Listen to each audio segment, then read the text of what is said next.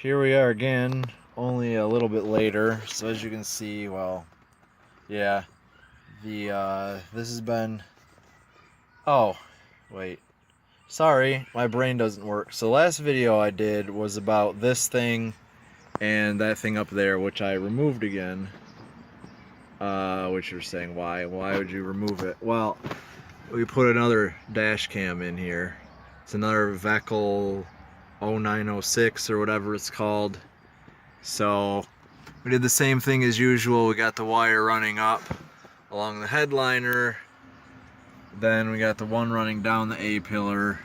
Can't even see it here because I was able to tuck it in. Goes down the side here and then underneath into this, under this panel, and you don't see it again until right here, which is where that thing is to plug it in.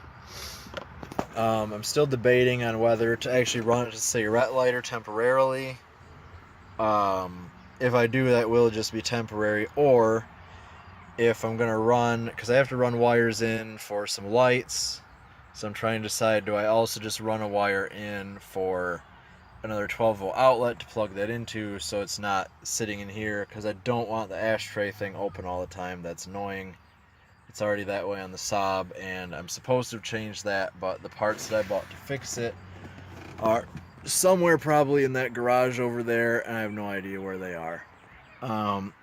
So now there's a dual dash cam setup, so you got the one wire that ends down there. The other one also goes along here, but then we got it coming out here. Okay, it's too dark no matter what. Well, there you go. There you can see it. This is the only part where I couldn't tuck it into anywhere because the cable is so big. Then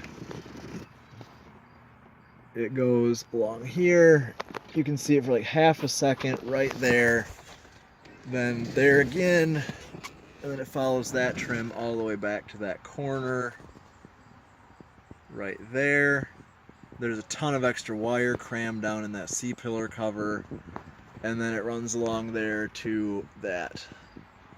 And then you can see the Subaru there. And it still has the original first aid kit, as you can see, but the door is missing, which is interesting. There's a screw in that C-pillar there, but there isn't one over here, so I feel like they're probably added later. And I'll need to probably add one there because that part back there is kind of flapping about. But yeah, another dash cam install. Very, well, relatively easy. Not very easy, but either way, now we got a boost gauge. Yes, I'm going to leave that there. I don't really have any other way to run it, so it doesn't matter. Then we got the dash cam. We got some lights to put on later, and there was also a rat or a mouse nest in there, and they chewed through 2 wires and a vacuum hose, so I fixed those. And so now maybe something will work that didn't work before. I really don't know.